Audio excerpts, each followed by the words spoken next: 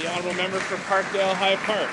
Well, let's be clear here. The minister promised Parliament better disclosure, but he failed to deliver. Hear, hear. The PBO said that less than one-third of organisations have presented details on the impact of this year's budget, and the results of this year's budget cuts won't be presented to Canadians until the fall of 2014.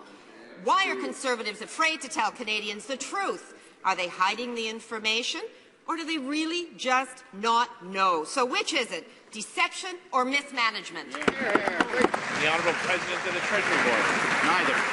Neither, Mr. Speaker. In fact, as I indicated, and as the honourable member well knows, we have a reporting procedure in this Parliament. It involves quarterly reports. It involves the public accounts. It involves the estimates, Mr. Speaker. And as those reports are published, they provide the details that the honourable member is so keen about. I would give some advice to the Budget Officer, Mr. Speaker, which is he should spend his time worrying more about his mandate, which is about how we spend money, not the money that we do not spend, Mr. Speaker.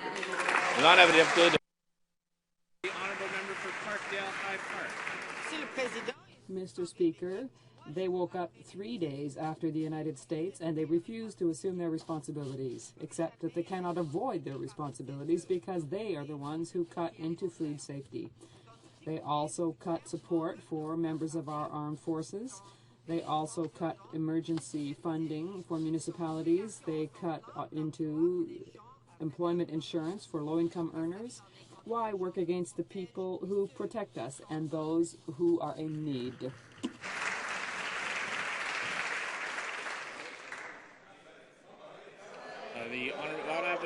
The Honourable Minister of Foreign Affairs.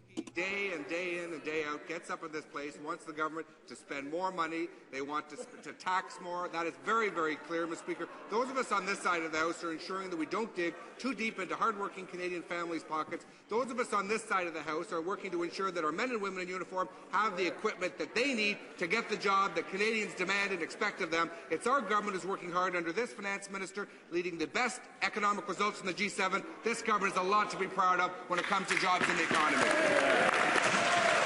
honourable member for Parkdale-High Park. Well, Mr. Speaker, New Democrats were proud to vote against this government's reckless cuts. Hear, hear.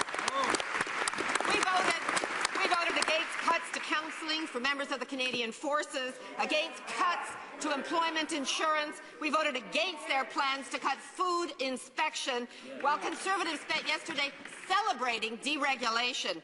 Why are they giving billions in tax handouts to profitable oil companies while telling Canadian families the cupboard is bare when it comes to public safety? The Honourable President of the Treasury Board. Here's actually the record, Mr. Speaker. On airline safety and security, we've increased the number of aviation inspector positions, a 40% increase. Coast Guard, upgrading facilities like lifeboat stations and marine safety offices across the country, an extra $1.4 billion for the Coast Guard. Border security, increased border security officers by 26%. Environment, a $68 million increase in Environment Canada's budgets, 50% more inspections of federally regulated pipelines, Mr. Speaker. I can go on and on. Every time we put safety first for Canadians, every time they vote against it. The honourable member